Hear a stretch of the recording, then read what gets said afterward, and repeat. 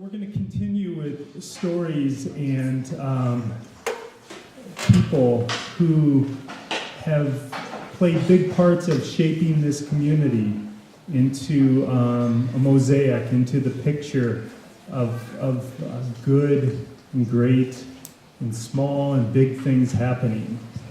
So I've asked Claudia Benavidez to speak. Claudia, yeah, come on in.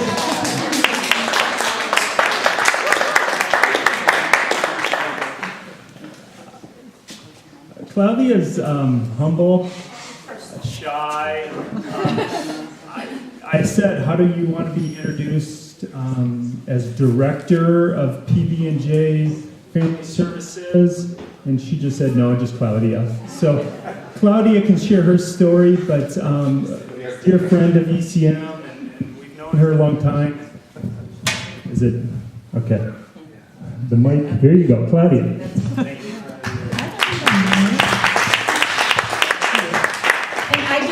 Can I do better without, I'm Mexican, I can yell. You better try the mic. Keep the mic close.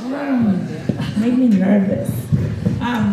Buenos días. My name is Claudia Benavidez. I am from Juarez too. From Chihuahua. I've been in the States for, 20-something years. Barely learning English.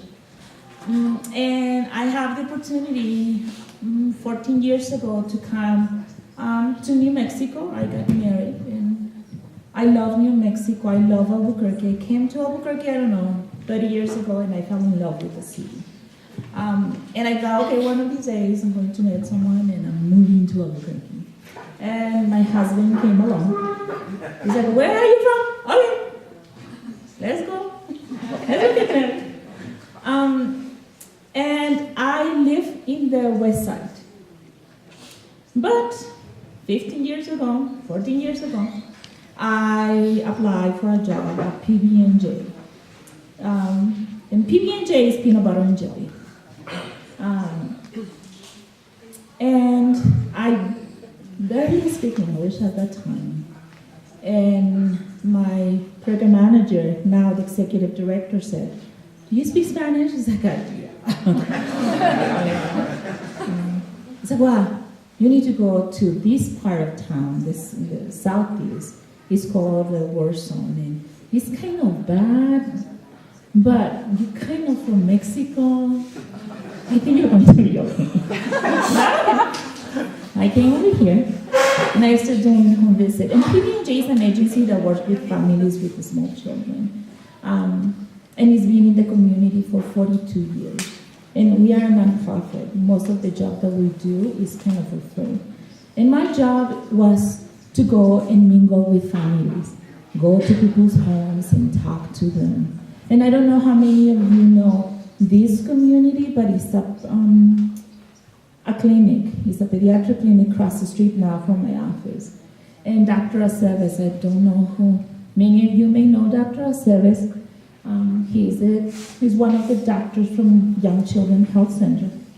He wants someone like me to go and mingle with Spanish-speaking moms. And years come by, and we really start bringing the community together, doing home visits, educating families how to treat the children, and just attachment and bonding and just home visits. 5 years ago, the county gave us money to open our new location that is over here in the international zone of San Pablo, across the street from Young Children.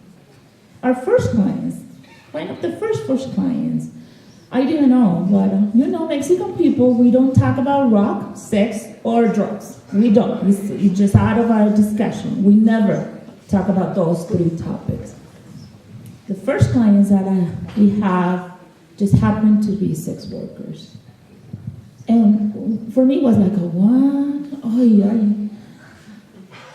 How? That's not. And I saw what they were doing, and I was afraid. It's like, how can I have this person that I don't know how to talk to her because she is a sex worker? And it's like, how can I going to say sex worker? I'm going to hell.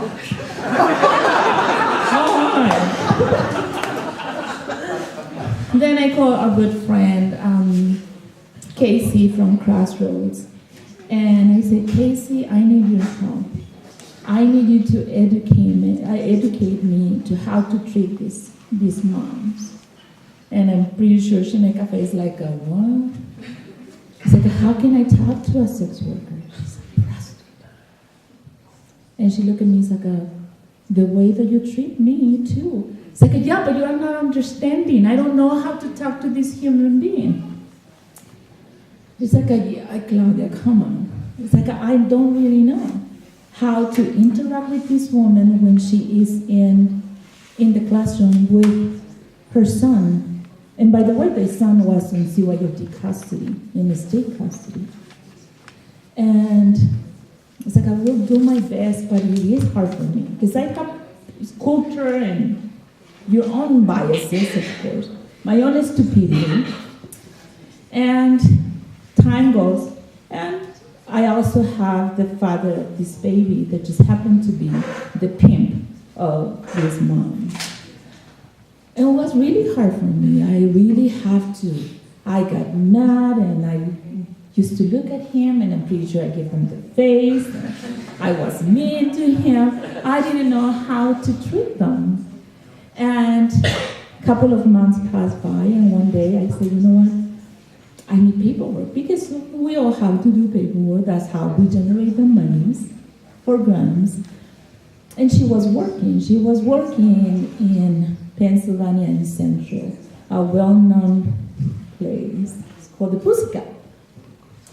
It's like, I have to go there. I call her, it's like, hey, what are you doing? Because I need kind of paperwork. I need your signature. I need to go over some paperwork, and I'm on a time frame. Everybody knows I'm procrastinating. I left everything by the end, and it was the end of the month, and I need paperwork. And she said, well, just come. I'm here in the corner, and we can do paperwork. I said, okay. So I start walking. It's not that far. And I stayed there for a while. And oh my God. And so of course, she was busy. And she said, just let me finish. And then I was like, oh, I have to pee. I don't know how many social workers, case managers are here, but you hold your pee. I can hold it for a couple of hours, a couple of days. But I really had to pee that day. And it's like, damn, and I really need to do paperwork. It's like, okay. And I keep looking, it's like, damn, she's busy. Well, she finished, and I said, you know what, I really need to pee. I do need to pee. And it's like, well, what, just come on inside and go inside the Pussycat, and it's like, okay. And I hold her, and we were, do you mind, Jessie, you can see? She's walking with me, and I hold her like this, and I said, I'm kind of afraid, I'm really uncomfortable because I'm inside a Pussycat. Oh yeah. And I'm walking like this. And she said, thank you, Jess. And she said, don't worry, we'll hold you down. I hold you down. It's like, oh, okay. I went and peed, and it's like, oh, thank you very much. Thank you. And we were doing some paperwork, and I said, I really appreciate that you took the time. And I'm sorry that I was afraid of going to your place. And she said, well, now you know how I feel. Every time I walk into your beautiful building, and you smell clean, and you smell pretty, and you have this face like you took a shower every morning. Now you know how I feel. It's like, damn, a slap in my face. I'm no different from her. I just have the luxury to take a shower every day. They're not different from me. The only difference from that woman and me is choices that we make.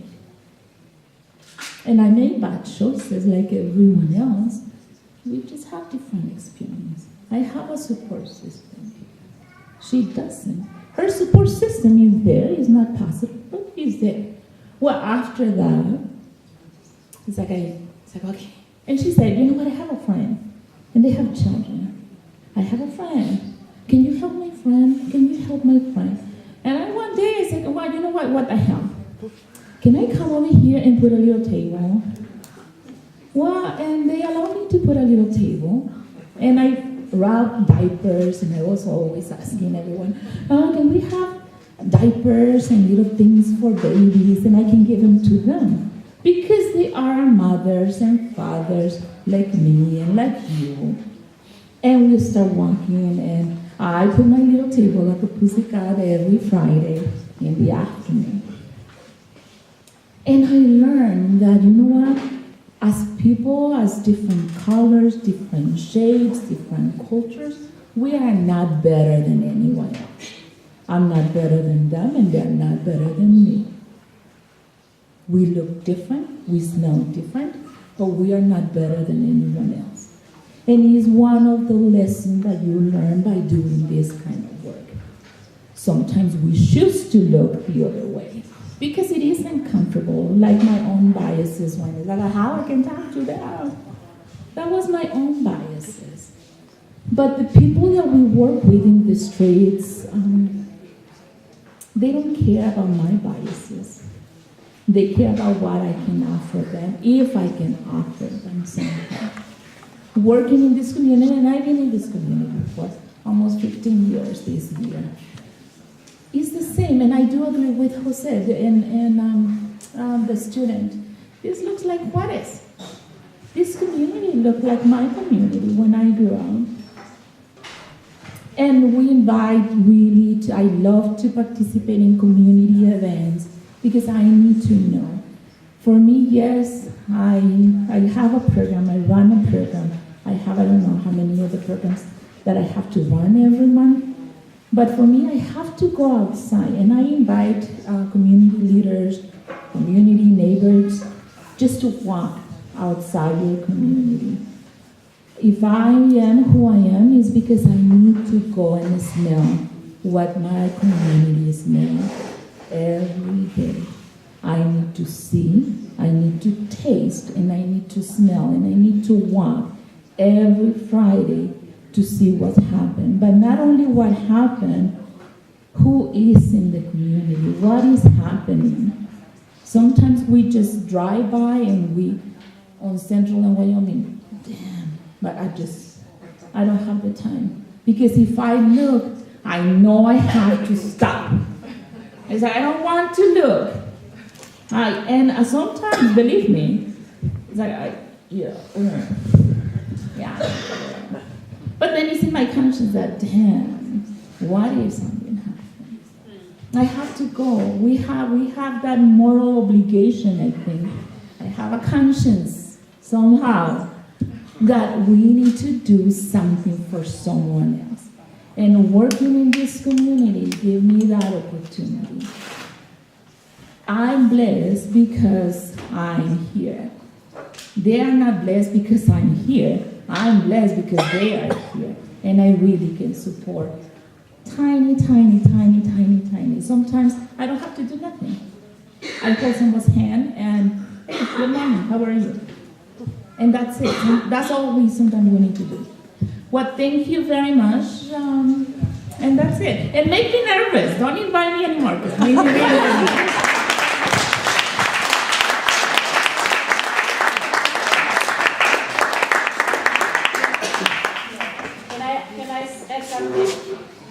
Yeah, questions. Let's see questions. She loves questions. I'm going to come there because I have supposed to go pick up kids for Bible study and reading English, but I wanted to make sure that I was staying for her speech. Oh, okay. But now I have to ask you a question. She did not tell you everything that she does. Oh, You all know. This woman is amazing. When a lot of people maybe will shun refugees because they cannot speak refugees' languages, or even when they go to their home, when served food, they will be reluctant to eat. This woman, me and her, have gone a long ways. And I just want to say that she is a God-sent woman for the refugee population, because at every turn, she makes sure that she reaches out. And she has given us space to use at the center for a whole year, and we can use it anytime. We just left her because, we thought that Los Altos Christian Church at least had a much bigger space, but we're still connected, right? Thank you so much for not telling people what else you do. She's an amazing, amazing, amazing woman.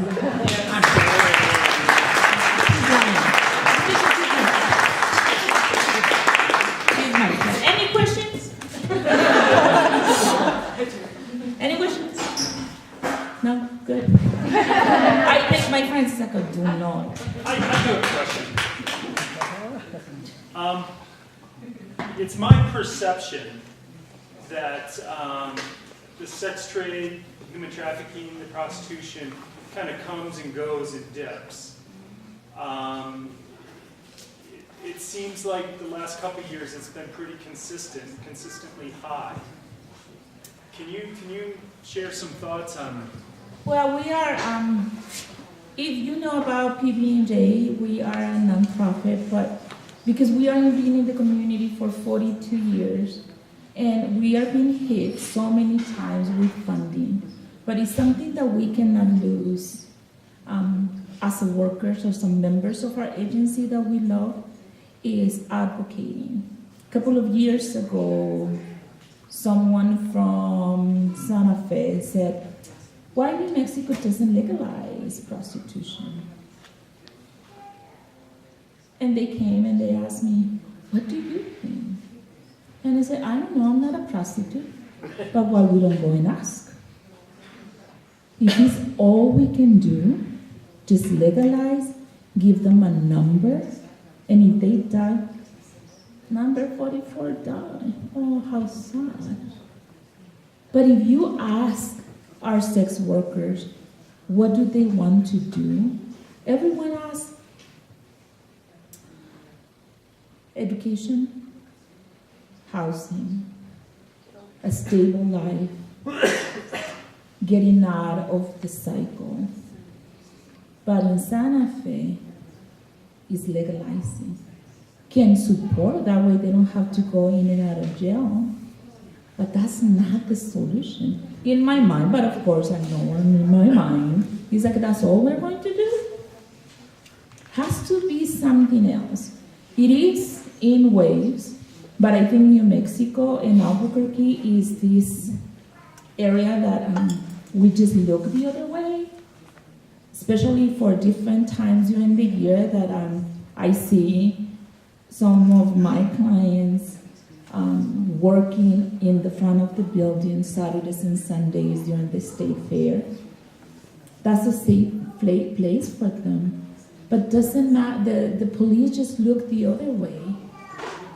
Remember, incarceration is a big issue in our state, and we pay, because incarceration in New Mexico is a profit. We pay $30,000 per inmate every year.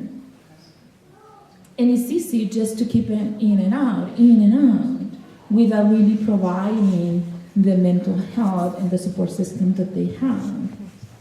We do believe that you don't become a prostitute or a sex worker or a drug addict because you didn't have nothing else to do in life. You did not wake up one day, oh, let me see what I can do just to ruin my life, because I'm kind of bored. No, we don't have, the state doesn't have the system to really promote mental health and substance abuse. One is related to the other one. But until we don't really face the systematic problems that we have, we're always going to have these waves.